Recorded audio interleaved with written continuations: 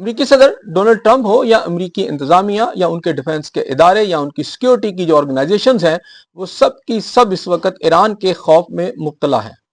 یہ خوف جو ہے اس بات کا ہے کہ کہیں ایران امریکہ کے اوپر براہ راست حملہ نہ کر دے۔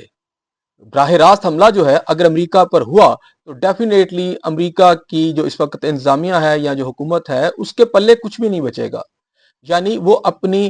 قوم کو بھی منہ دکھانے کے قابل نہیں رہیں گے، اور امریکہ کی ایک جو سپر طاقت ہونے کی جو ہیجمنی ہے وہ بری طرح جو ہے اس کے اندر شٹر ہو جائے گی۔ اصل کہانی کیا ہے؟ کیا واقعی ایران جو ہے براہ راست امریکہ کے اوپر حملہ کر سکتا ہے؟ یہ خوف کیوں امریکہ کے اندر اس وقت تیزی سے پھیلا ہوا ہے؟ ایران کے پاس ایسی کیا صلاحیت ہے کہ جس کی وجہ سے امریکہ کی انتظامیہ جو ہے اس وقت بہت سارے خدشات اور فیئر میں مبتلا ہے؟ ایران اگر براہ راست حملہ کرتا ہے تو وہ کیسے کرے گا؟ اگر حقائق دیکھے جائیں تو ابھی تک ایران کے پاس ایسی کوئی ٹیکنالوجی نظر نہیں آتی کہ ایران جو ہے براہ راست امریکہ پر حملہ کر سکے۔ کیا اس کی وجہ ایران کے وہ 2 میزائل ہیں جو اس نے حال ہی میں داغے ہیں؟ ایک اہم جو فوجی تنصیبات ہے ڈیگو گریشیا بحر ہند کے اندر ایک جزیرہ ہے جہاں پر امریکہ اور برطانیہ کی مشترکہ فوجی جو ہے ایک بیس ہے، وہاں پر سے آپریشن کیا جاتا ہے اس پورے علاقے کے اندر، اور وہ اپنی نوعیت کے حوالے سے ایک اہم اڈا جو ہے تسلیم کیا جاتا ہے امریکہ کا اور برطانیہ کا، یا پھر اس کی وجہ کچھ اور؟ اگر حقائق پر نظر دوڑائیں تو ہمیں پتہ چلتا ہے کہ یہ خوف جو ہے اس سے پہلے ہی آ چکا ہے، جب ایف بی آئی سمیت اہم جو انٹیلیجنس کے ادارے ہیں امریکہ کے، انہوں نے اوائل مارچ کے اندر یہ خبر دی کہ ایک جو اہم تقریب ہو رہی ہے جو کہ ڈالبی تھیٹر کے اوپر کیلیفورنیا کے اندر جو اکیڈمی ایوارڈز کی تقریب ہے، وہاں پر ایران کی طرف سے کوئی ڈرون حملہ ہو سکتا ہے یا کوئی دہشت گردی کی واردات ہو سکتی ہے۔ یہ انفارمیشن ایف بی آئی نے وہاں کے جو پولیس ڈپارٹمنٹ کو بھی دی۔ اس کے بعد 15 مارچ کو جب یہ تقریب منعقد ہوئی تو وہاں پر بڑی بہترین قسم کی جو سیکیورٹی کے جو انتظامات ہیں وہ کیے گئے۔ یہ خوف کیسے پیدا ہوا ہے؟ ایران کا جو فاصلہ ہے اگر ہم بات کریں امریکہ سے تو وہ تقریباً 10,000 کلومیٹر سے 13,000 کلومیٹر کا ہے۔ ایران نے جو حال ہی میں جو 2 میزائل بھی داغے ہیں وہ 4,000 کلومیٹر کے ہیں، یعنی ڈیفینیٹلی ایران کے پاس یہ ٹیکنالوجی تصور نہیں کی جا رہی تھی۔ پہلے امریکہ یا دنیا کا کوئی ملک یہ نہیں سمجھ رہا تھا کہ ایران کے پاس یہ ٹیکنالوجی ہوگی، لیکن ایران نے سب کو حیران کر دیا۔ اسی طرح جو ایران اب تک اسرائیل کے اندر حملے کر کر اور گلف سٹیٹس کے اندر حملے کر کر پوری دنیا کو حیران کر رہا ہے اپنے ویپنز کے ساتھ، اپنے میزائل کے ساتھ، اپنی ٹیکنالوجی کے ساتھ،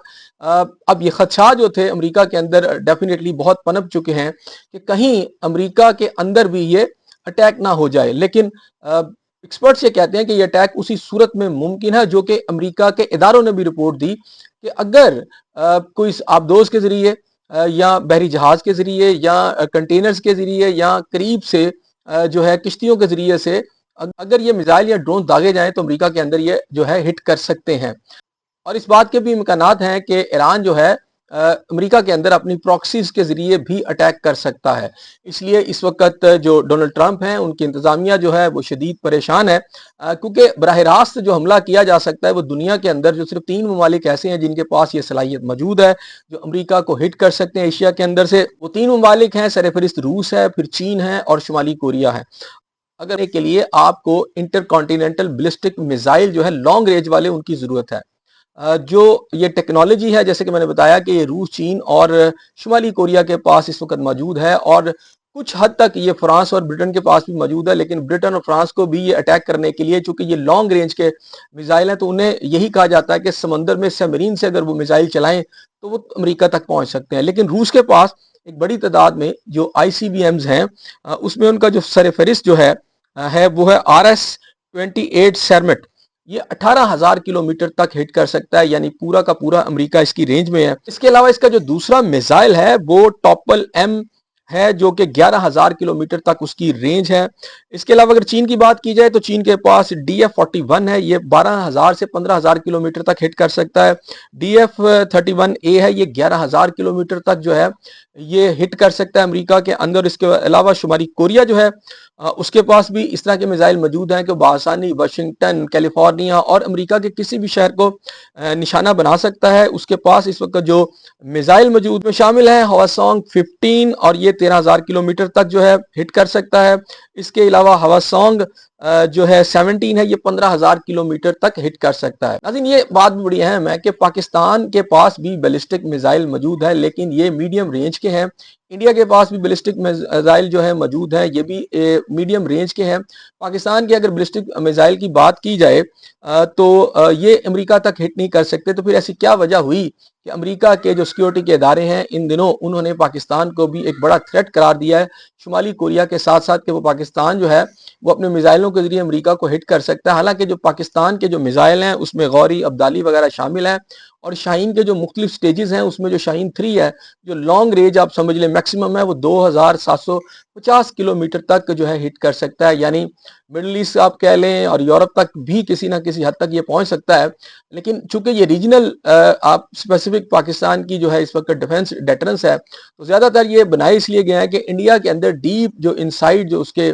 ٹارگٹس ہیں اس کو ہٹ کر سکے، لیکن بہرحال یہ امریکہ تک نہیں پہنچ سکتے۔ ہاں پاکستان یہ بنا سکتا ہے کیونکہ پاکستان کے پاس اس وقت راکٹ ٹیکنالوجی موجود ہے، اور اس کی وجہ سے اگر وہ اس کو ڈیولپ کرنا چاہے تو مستقبل قریب میں ڈیولپ کر سکتا ہے۔ فی الحال پاکستان کے پاس ایسی کوئی ٹیکنالوجی موجود نہیں، لیکن پاکستان کا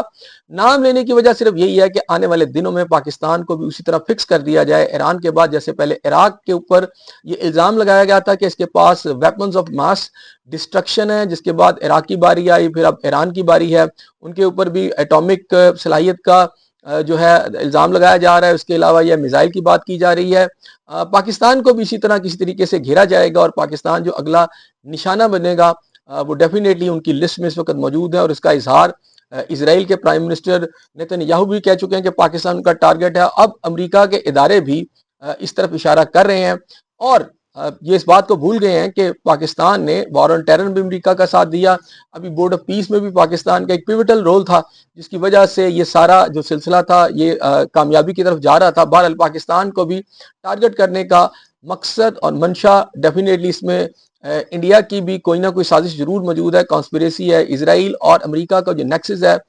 یہ بتا رہا ہے کہ پاکستان ان کا اگلا ٹارگٹ ہوگا۔ اب جہاں تک ایران کی صلاحیت کا تعلق ہے تو ایران کے پاس ڈیفینیٹلی سائبر کی ایک ایسی فیسلٹی موجود ہے، ایسی صلاحیت موجود ہے کہ وہ پورے امریکہ کے سائبر کے جو سسٹمز ہیں اس کو نقصان پہنچا سکتا ہے، ان کے بینکنگ کے سسٹم کو نقصان پہنچا سکتا ہے۔ بہرحال ان کا پاور سیکٹر بھی ان کو بھی نقصان پہنچا سکتا ہے، لیکن جو اصل بات ہے کہ کیا میزائل وہاں تک جا سکتے ہیں، تو ناظرین اس میں ایک اہم بات یہ ہے کہ اس میں 3 طرح کی صلاحیتیں ضرور ہونی چاہیے تب کوئی میزائل وہاں تک پہنچ سکتا ہے۔ پہلی میزائل جو ہے کہ ری انٹری ایک صلاحیت ہے وہ میزائل کے اندر ہونی چاہیے، دوسری یہ ہے کہ اس کے اندر گائیڈڈ سسٹم ہونا چاہیے، تیسرا پے لوڈ کیا وہ وہاں تک لے جا سکتا ہے ایٹامک کے نہیں، یعنی 30 یہ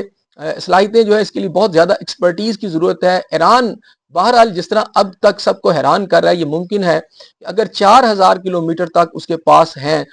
میزائل، تو پھر کچھ ایسے میزائل بھی ہو سکتے ہیں کہ جو کہ اس سے بھی زیادہ رینج رکھتے ہیں، اور دوسری اس کی جو مڈ گیٹ سب میرینز ہیں اور اس کی جو کشتیاں ہیں اگر وہاں کسی طریقے سے پہنچ جاتی ہیں امریکہ کے قریب تو تب بھی وہ اٹیک کر سکتے ہیں، اور امریکہ کے اندر بھی ان کی پراکسیز جو ہیں وہ اٹیک کر سکتی ہیں۔ یہی وجہ ہے کہ اس وقت ڈونلڈ ٹرمپ جو ہے خاصے پریشان نظر آتے ہیں کہ تمام دعوے جو کہ انہوں نے ایران کے حوالے سے کیے ہیں کہ ایران کا میزائل سسٹم، ایران کی جو ڈیفنس کی صلاحیت سب ختم کر دیا ہے، وہ محض فیلسی ہے، محض جھوٹ کا ایک پلندہ ہے۔ ایران ابھی تک ڈٹا ہوا ہے، ایران ابھی تک لڑ رہا ہے، اور یوں لگتا ہے کہ ایران آگے بھی لڑے گا۔